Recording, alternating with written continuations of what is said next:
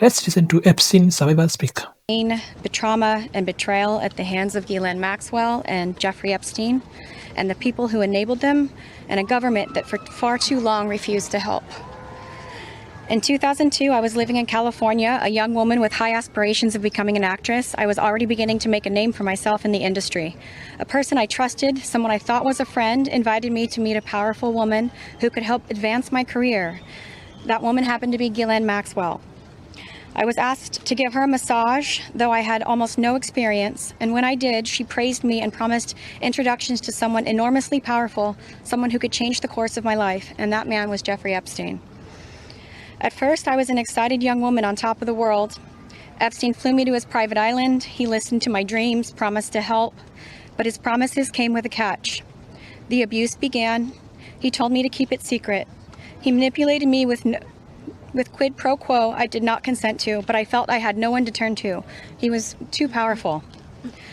I was just one of the many young women trapped in his orbit. I was even taken on a trip to Africa with former President Bill Clinton and other notable figures. In those moments, I realized how powerless I was. If I spoke out, who would believe me? Who would protect me? Epstein himself was the most powerful leader of our country. Epstein surrounded himself, with the most powerful leaders of our country and the world. He abused not only me, but countless others, and everyone seemed to look away. The truth is, Epstein had a free pass. He bragged about his powerful friends, including our current president, Donald Trump. It was his biggest brag, actually. And while what I endured will haunt me forever, I live every day with PTSD. I live as a mother trying to raise my child while distrusting a world that has betrayed me. This kind of trauma never leaves you. It breaks families apart. It shapes the way we see everyone around us. But one thing is certain, unless we learn from this history, monsters like Epstein will rise again. There are files, government files, that hold the truth about Epstein, who he knew, who owed him, who protected him, and why he was allowed to operate for so long without consequence. Why was Maxwell the only one held accountable when so many others played a role? Why does the government hide this information from the public? This secrecy is not protection, it's complicity. And as long as the truth is buried, justice will remain out of reach. That is why this bill matters. Passing it will, bless you, ensure that the suffering of survivors is not in vain. Passing it will bring accountability, transparency, and prevention.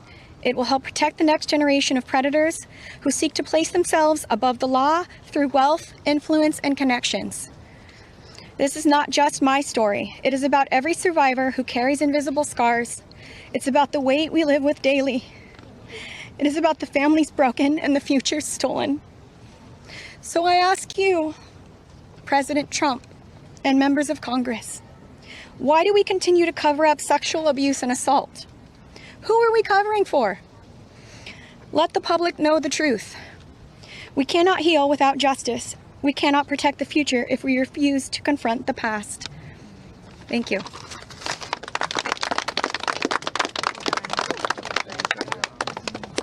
Let's just give a round of applause for all the courage and strength that the survivors have shown. We now will take a few questions. You can always get Congressman Massey, me, or Congresswoman Green in the hallways and other places. If you have questions for us, that's fine. But I wanted to see first if you have questions for the lawyers and the survivors, and Brad will facilitate any of the questions to the survivors. Yes.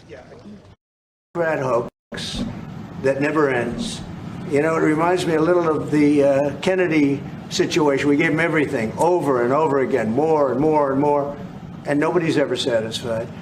From what I understand, I could check, but from what I understand, thousands of pages of documents have been given. But it's really a Democrat hoax because they're trying to get people to talk about something that's totally irrelevant to the success that we've had as a nation since I've been president. Even if you look at D.C. right now, D.C., it's a totally safe zone. It's called a safe zone. That's a term. It's a term of art. It's a safe zone because it's very safe. You can walk down the street now and nothing's going to happen. No crime, no murders, no nothing. Because we had a lot of problems with certain places, and we still do, all run by Democrats, or for the most part run by Democrats. So what they're trying to do with the Epstein... Okay, we're going to pop... It's evident that this narrative and this story is not going anywhere. And if there's one story that might destroy President Trump and a Republican for long... Washington. Less than 1% of these files have been released. We are demanding today on the discharge petition that all of the files be released. We know we have 212 Democrats and we have 4 Republicans, courageous Republicans like Thomas Massie, Nancy Mace, who was so emotional yesterday after talking to the survivors, Congresswoman Boebert, and Congresswoman Marjorie Taylor Greene. We need just 2 more signatures to force the release. So we gather here on the steps of the Capitol to confront these corrupt forces. Today we stand with survivors. We stand against big money. We stand to protect America's children.